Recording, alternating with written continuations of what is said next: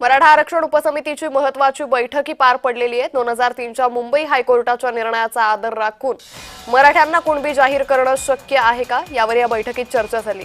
तर राज्याचे महाधिवक्ते वीरेंद्र सराफ यांनी याबद्दल मार्गदर्शन केलंय।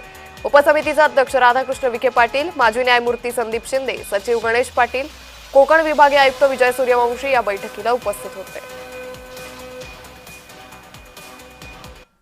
मराठ्यांना सरसकट कुणबी प्रमाणपत्र द्या अशी मनोज जरांगेंची मागणी असती तरी तिची पूर्तता करण्यात कोर्टाच्या 2 निर्णयांमुळे मोठा पेच निर्माण होऊ शकतो। याचं कारण म्हणजे मराठ्यांना सरसकट कुणबी म्हणता येणार नाही, तसं केलं तर तो सामाजिक मूर्खपणा ठरेल असा निर्णय मुंबई हायकोर्टानं 2003 साली दिला होता। याच निर्णयावर सुप्रीम कोर्टानं 2005 मध्ये शिक्कामोर्तब केलं। सुप्रीम कोर्टाच्या निर्णयाविरोधात जाऊन कुठल्याच सरकारला धोरण किंवा कायदा करता येत नाही, त्यामुळे जरांगेंची मागणी सरकारनं मान्य केली तरीही असा निर्णय कोर्टात टिकण्याची शक्यता फार कमी असल्याचं मत कायदेतज्ञ व्यक्त करतात। मराठ्यांना सरसकट कुणबी प्रमाणपत्र देण्याबाबत कोर्टाचे 2 मोठे निर्णय आव्हान ठरणार आहे। नेमके हे कुठल्या केसमधले निर्णय पाहूयात।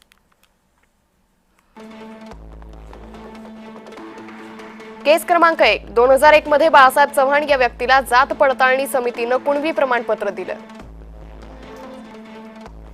या विरोधात जगन्नाथ होले यांची तक्रार होती। दाद न मिळाल्यानं हायकोर्टात केस दाखल करण्यात आली।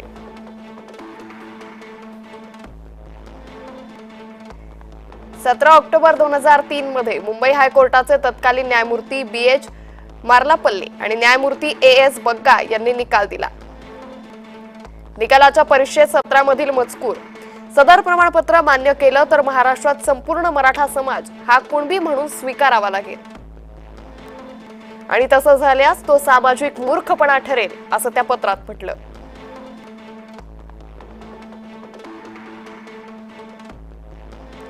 निकालाविरोधात बाळासाहेब चव्हाण सुप्रीम कोर्टात गेले।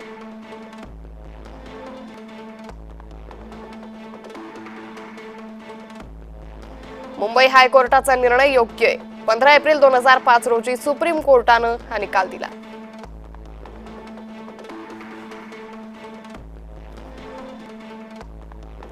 केस क्रमांक 2, सुहास दशरथे विरुद्ध महाराष्ट्र सरकार या केसमधला निकाल अतिशय महत्त्वाचा आहे।